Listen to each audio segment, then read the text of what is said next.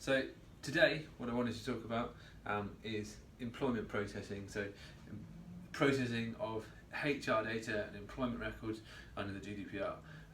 The reason I wanted to do this is I've actually had quite an interesting conversation with our HR team here, and they've raised some really good questions, and I think those are questions that a lot of people have got, and I've certainly seen these questions being asked a lot around on social media, so I'm going to try and answer some of those for you now. So the first thing that I want to get across is when you're looking for your legal basis for processing for HR data, consent really isn't the one that you want to be looking for. Now, the reason for this is that consent under the GDPR has to be freely given, it has to be unambiguous, has to be informed, but the key word there is freely given. So the person giving their consent has to feel that they have an option to retract that consent, that they're not being pushed into it and they're not being forced into it. Now, when you're working in the employment context and you're looking at gaining consent from your employees to process data, it's very unlikely that consent is going to be freely given because of the imbalance of power between the employee and the employer. And what that means is that the employee isn't necessarily going to feel that they're freely giving you their consent because you're their employer, and if they don't give it you, then they're not going to be able to stay in employment or get the job and those sorts of things. So that's why consent is a thing, as a legal basis, is what we're really trying to avoid here. Now, there are three other main legal bases that for me are really important when you're operating in the HR sector. Now, the first one of those is entering into an employment contract. So processing on the basis of entering into a contract, but in this context we're entering into an employment contract. So that's basis number one. Legal basis number two is if it's in your legitimate business interests.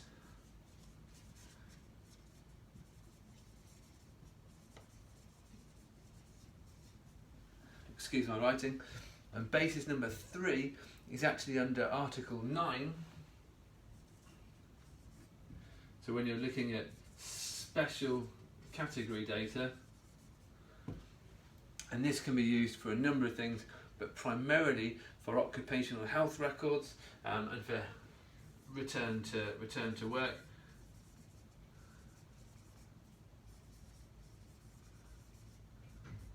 Now that's really important if you are doing return to work forms, as I just said, sick records, those types of things, because you're not asking for consent to process that information. It is special category information and you are permitted to use it for certain instances under Article 9 of the GDPR. The thing that I suppose I really want to point out here is when you should be using these different types of lawful basis for your processing. Ideally, what you need to have done by this point in your journey is mapped out all of your processes, and you'll have an idea of what information you're processing, what categories, what systems it's on, and you'll have a legal basis in line for those processing activities.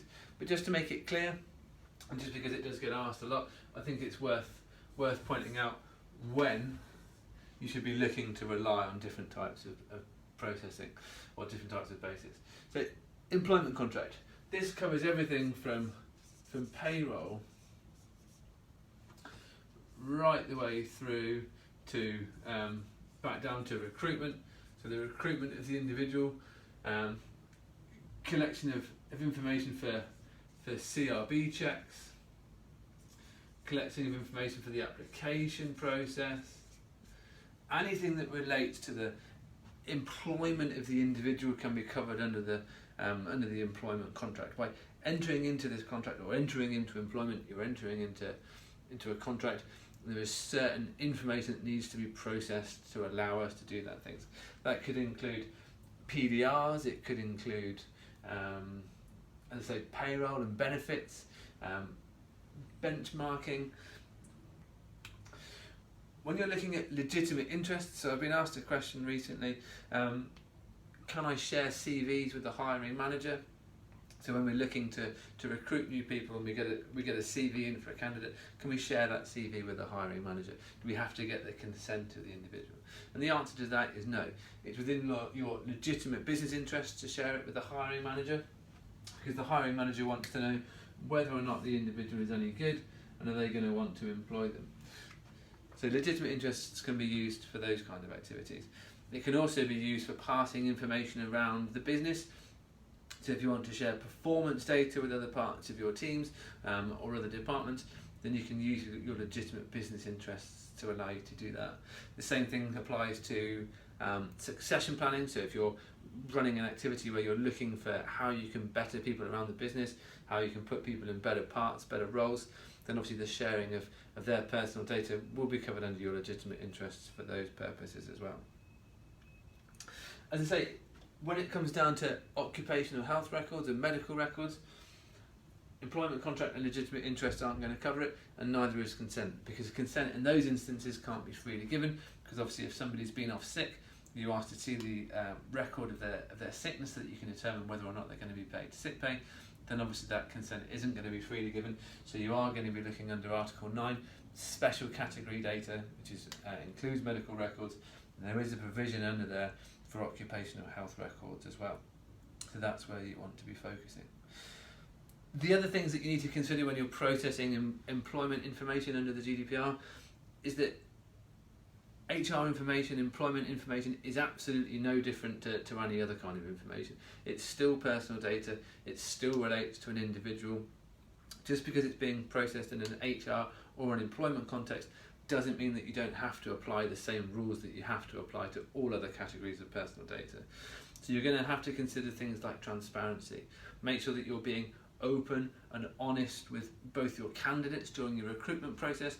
Why do you need the information that you're collecting from them? What are you going to do with it? Where are you going to store it? How long are you going to keep it for? Who can they complain to? Who can they contact to have access to that information? The same then goes for your employees. So once they're in employment, once they've entered into that employment contract, what are you doing with their information? Do you carry out any kind of credit checks? Do you carry out CRB checks? Who has access to the information? If you're sharing that information with payroll providers, with benefit schemes, make sure that you're being clear about that. What we've done is we've actually created an information leaflet for our employees, which is going to be handed out to everybody in the next couple of weeks, which explains all of these things, gives them my details as a contact, and gives our shared service team as a contact as well. We've created a separate notice for our candidates because we use and process different types of information for our candidates, so they're going to get a different notice. But all of the requirements of the GDPR apply to employment data and HR data. It doesn't just apply to personal data. Other things that are good to consider and that we've been discussing these last couple of days is make sure you're not collecting too much information. We talked here about CRB checks as part of the application or credit checks. While these are important and these form part of the employment contract, so for instance we have engineers that are going out into people's homes, make sure that you're not collecting that information until a concrete offer of employment has been made. You shouldn't be collecting information for CRB checks and credit checks from all candidates. You should only be collecting it from people once an offer of employment has been made. So make sure you're not collecting more information than you need to carry out the process or carry out the processing activity that you're doing. Obviously the right to be forgotten is a new right under the GDPR. It's not an absolute right, it's a very tightly defined right. If you have another legal basis or you have another lawful basis for retaining information, so if you're retaining information for an employment contract, or you have a legitimate interest, or you're obtaining special category information and you have a lawful basis for that, then the right to be forgotten is going to be incredibly hard for somebody to enact. Of course, if somebody is a current employee or they're an ex-employee, they're leaving the organisation, and they then ask you to forget them, maybe for instance, so that their next employer can't come and ask for a reference, then don't be forced into that. If you have a legal basis for keeping that information or a lawful basis for keeping, you never have to action a right to be forgotten request from an employee's perspective, but you are probably going to get them, so make sure that your teams are aware and they're aware of what they need to do. I appreciate, as always, that that's an incredibly quick, high-level overview of employment processing and HR processing under the GDPR. If there are any specific questions, please add them in the comments below, and I'll try and come back and add them on in another session. If you found this useful, please make sure that you give it a like and give it a share, and as I say, please do comment below if you have any questions. And that's it for me today. I look forward to speaking to you all again.